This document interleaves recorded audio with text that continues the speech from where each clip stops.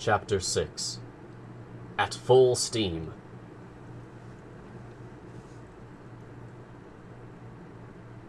At this shout, the entire crew rushed toward the harpooner. Commander, officers, mates, sailors, cabin boys, down to engineers leaving their machinery, and stokers neglecting their furnaces. The order was given to stop, and the frigate merely coasted. By then the darkness was profound, and as good as the Canadian's eyes were, I still wondered how he could see, and what he had seen. My heart was pounding fit to burst. 2 cable lengths off the Abraham Lincoln starboard quarter, the sea seemed to be lit up from underneath. This was no mere phosphorescent phenomenon, that much was unmistakable. Submerged some fathoms below the surface of the water, the monster gave off that very intense but inexplicable glow that several captains had mentioned in their reports. This magnificent radiance had to come from some force with a great illuminating capacity. The edge of its light swept over the sea in an immense, highly elongated oval, condensing at the center into a blazing core, whose unbearable glow diminished by degrees outward. "It's only a cluster of phosphorescent particles!" exclaimed one of the officers. "No, sir," I answered with a conviction. "Not even angel wing clams or salps have ever given off such a powerful light. That glow is basically electric in nature. Besides, look! It's shifting! It's moving back and forth! It's darting at us!" A universal shout went up from the frigate. "Quiet!" Commander Farragut said. "Helm hard to leeward! Reverse engines!" Sailors rushed to the helm, engineers to their machinery. Under reverse steam immediately, the Abraham Lincoln beat to port, sweeping in a semicircle. "Right your helm! Engines forward!" Commander Farragut called. These orders were executed, and the frigate swiftly retreated from this core of light. My mistake. It wanted to retreat, but the unearthly animal came at us with a speed double our own. We gasped. More stunned than afraid, we stood mute and motionless. The animal caught up with us, played with us. It made a full circle around the frigate, then doing 14 knots, and wrapped us in sheets of electricity that were like luminous dust. Then it retreated 2 or 3 miles, leaving a phosphorescent trail comparable to those swirls of steam that shoot behind the locomotive of an express train. Suddenly, all the way from the dark horizon where it had gone to gather momentum, the monster abruptly dashed toward the Abraham Lincoln with frightening speed, stopped sharply 20 feet from our side plates, and died out. Not by diving under the water, since its glow did not recede gradually, but all at once, as if the source of this brilliant emanation had suddenly dried up. Then it reappeared on the other side of the ship, either by circling around us or by gliding under our hull. At any instant, a collision could have occurred that would have been fatal to us. Meanwhile, I was astonished at the frigate's maneuvers.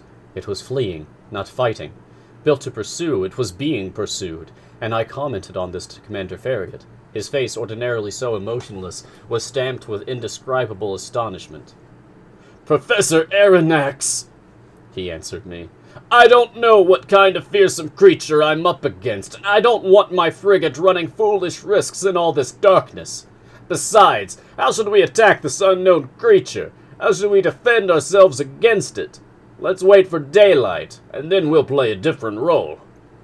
"You've no further doubts, Commander, as to the nature of this animal?" "No, sir. It's apparently a gigantic narwhal, and an electric one to boot."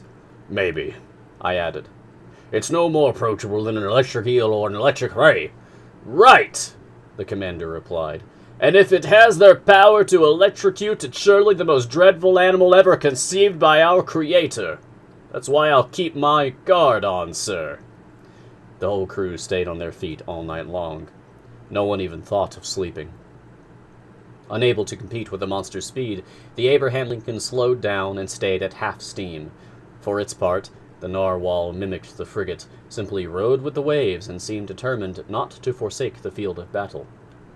However, near midnight it disappeared, or, to use a more appropriate expression, it went out, like a huge glowworm. Had it fled from us? We were duty-bound to fear so rather than hope so. But at 12:53 in the morning, a deafening hiss became audible, resembling the sound made by a waterspout expelled with tremendous intensity. By then, Commander Farragut, Ned Land, and I were on the afterdeck, peering eagerly into the profound gloom. "Ned Land," the commander asked, "you've often heard whales bellowing?" "Often, sir, but never a whale like this, whose sighting earned me $2,000. "Correct, the prize is rightfully yours. But tell me, isn't that the noise cetaceans make when they spurt water from their blowholes?" "The very noise, sir, but this one's way louder. So there can be no mistake. There's definitely a whale lurking in our waters. With your permission, sir," the harpooner added. "Tomorrow at daybreak, we'll have words with it." "If it's in a mood to listen to you, Mr. Land." No, that was the wrong character.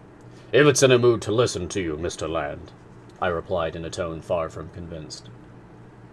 "Let me get within 4 harpoon lengths of it," the Canadian shot back. "And it had better listen." "But to get near it," the commander went on, "I'd have to put a whaleboat at your disposal." "Certainly, sir." "That would be gambling with the lives of my men." "And with my own," the harpooner replied simply. Near 2 o'clock in the morning, the core of light reappeared, no less intense, 5 miles to windward of the Abraham Lincoln. Despite the distance, despite the noise of wind and sea, we could distinctly hear the fearsome thrashings of the animal's tail, and even its panting breath. Seemingly, the moment this enormous narwhal came up to breathe at the surface of the ocean, air was sucked into its lungs like steam into the huge cylinders of a 2,000-horsepower engine. "Humph!" I said to myself. "A cetacean as powerful as a whole cavalry regiment. Now that's a whale of a whale." We stayed on the alert until daylight, getting ready for action. Whaling gear was set up along the railings. Our chief officer loaded the blunderbusses, which can launch harpoons as far as a mile, and long duck guns with exploding bullets that can mortally wound even the most powerful animals. Ned Land was content to sharpen his harpoon, a dreadful weapon in his hands. At 6 o'clock day began to break, and with the dawn's early light, the narwhal's electric glow disappeared. At 7 o'clock the day was well along, but a very dense morning mist shrank the horizon, and our best spyglasses were unable to pierce it. The outcome? Disappointment and anger. I hoisted myself up to the crosstrees of the mizzensail. Some officers were already perched on the mastheads. At 8 o'clock the mist rolled ponderously over the waves, and its huge curls were lifting little by little. The horizon grew wider and clearer all at once. Suddenly, just as on the previous evening, Ned Land's voice was audible. "There's the thing in question, astern to port!" the harpooner shouted. Every eye looked toward the point indicated. There, a mile and a half from the frigate, a long, blackish body emerged a meter above the waves. Quivering violently, its tail was creating a considerable eddy. Never had caudal equipment thrashed the sea with such power. An immense wake of glowing whiteness marked the animal's track, sweeping in a long curve. Our frigate drew nearer to the cetacean. I examined it with a completely open mind. Those reports from the Shannon and the Helvetia had slightly exaggerated its dimensions, and I put its length at only 250 feet. Its girth was more difficult to judge, but all in all, the animal seemed to be wonderfully proportioned in all 3 dimensions. While I was observing this phenomenal creature, 2 jets of steam and water sprang from its blowholes and rose to an altitude of 40 meters, which settled for me its mode of breathing. From this, I finally concluded that it belonged to the branch Vertebrata, class Mammalia, subclass Monodelphia, group Pisciforma, order Cetacea, family... Well, here I couldn't make up my mind. The order Cetacea consists of 3 families: baleen whales, sperm whales, dolphins, and it's in this last group that narwhals are placed. Each of these families is divided into several genera, each genus into species, each species into varieties. So I was still missing variety, species, genus, and family, but no doubt I would complete my classifying with the aid of Heaven and Commander Farragut. The crew were waiting impatiently for orders from their leader.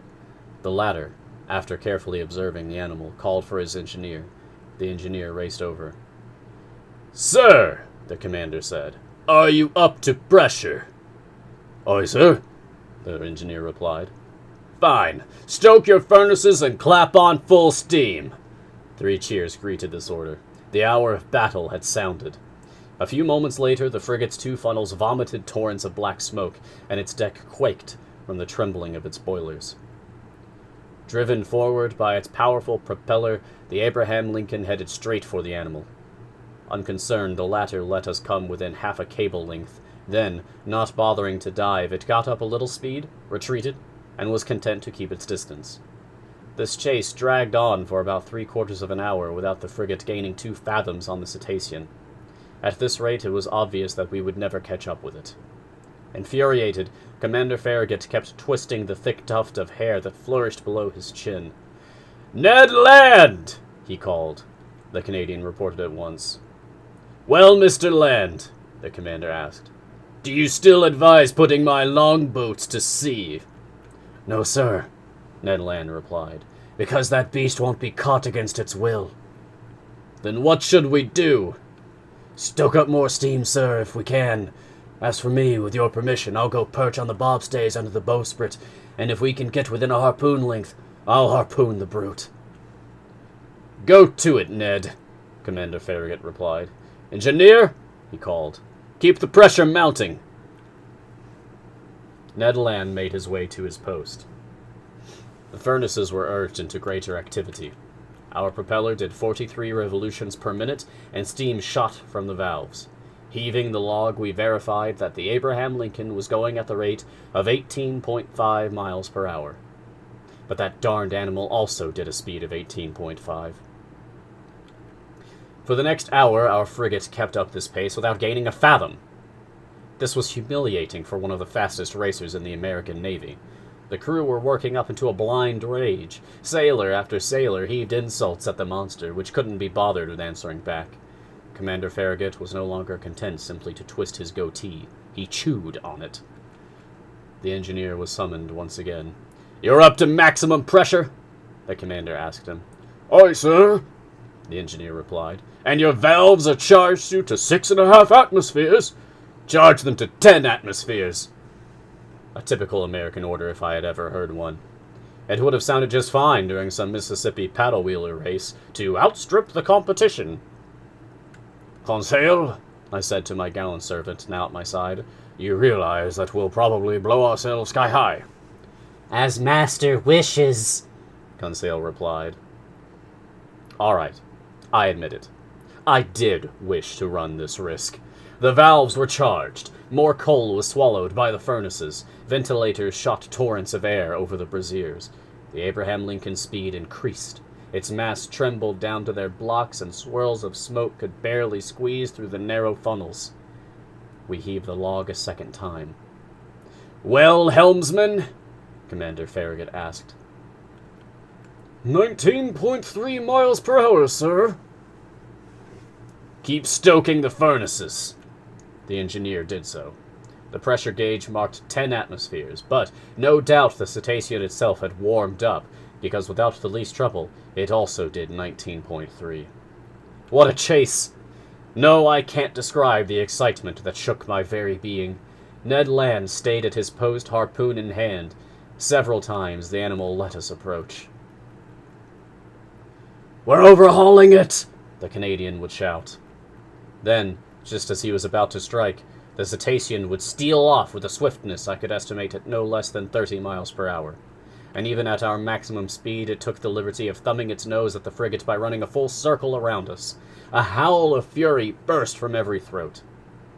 By noon, we were no farther along than it's 8 o'clock in the morning. Commander Farragut then decided to use more direct methods. "Bah!" he said. "So that animal is faster than the Abraham Lincoln. All right, we'll see if it can outrun our conical shells. Mate, man the gun in the bow." Our forecastle cannon was immediately loaded and leveled. The cannoneer fired a shot, but his shell passed some feet above the cetacean, which stayed half a mile off. "Over to somebody with better aim!" the commander shouted. "And $500 to the man who can pierce that infernal beast!" Calm of eye, cool of feature, an old gray-bearded gunner. I can see him to this day. approached the cannon, put it in position, and took aim for a good while. There was a mighty explosion, mingled with cheers from the crew. The shell reached its target. It hit the animal, but not in the usual fashion. It bounced off that rounded surface and vanished into the sea 2 miles out. "Oh, drat!" said the old gunner in his anger. "That rascal must be covered with 6-inch armor plate!" "Curse the beast!" Commander Farragut shouted. The hunt was on again, and Commander Farragut leaned over to me, saying, "I'll chase that animal till my frigate explodes." "Yes," I replied, "and nobody would blame you." We could still hope that the animal would tire out, and not be as insensitive to inexhaustion. No. We could still hope that the animal would tire out, and not be as insensitive to exhaustion as our steam engines, but no such luck. Hour after hour went by without it showing the least sign of weariness. However, to the Abraham Lincoln's credit, it must be said that we struggled on with tireless persistence. I estimate that we covered a distance of at least 500 kilometers during this ill-fated day of November 6th. But night fell, and wrapped the surging ocean in its shadows. By then, I thought our expedition had come to an end, that we would never see this fantastic animal again. I was mistaken. The narwhal seemed motionless. At 10:50 in the evening, that electric light reappeared 3 miles to windward of the frigate, just as clear and intense as the night before. Was it asleep, perhaps, weary from its workday, just riding with the waves? This was our chance, and Commander Farragut was determined to take full advantage of it. He gave his orders. The Abraham Lincoln stayed at half steam, advancing cautiously so as not to awaken its adversary. In mid-ocean, it's not unusual to encounter whales so sound asleep they can successfully be attacked, and Ned Land had harpooned more than one in its slumber. The Canadian went to resume his post on the bobstays under the bowsprit. The frigate approached without making a sound, stopped 2 cable lengths from the animal, and coasted. Not a soul breathed on board. A profound silence reigned over the deck. We were not 100 feet from the blazing core of light, whose glow grew stronger and dazzled the eyes. Just then, leaning over the forecastle railing, I saw Ned Land below me, one hand grasping the martingale, the other brandishing his dreadful harpoon. Barely 20 feet separated him from the motionless animal. All at once his arm shot forward, and the harpoon was launched. I heard the weapon collide resonantly, as if it had hit some hard substance. The electric light suddenly went out, and 2 enormous waterspouts crashed onto the deck of the frigate, racing like a torrent from stem to stern, toppling crewmen, breaking spare masts and yardarms from their lashings. A hideous collision occurred, and thrown over the rail with no time to catch hold of it, I was hurled into the sea. End of Chapter 6.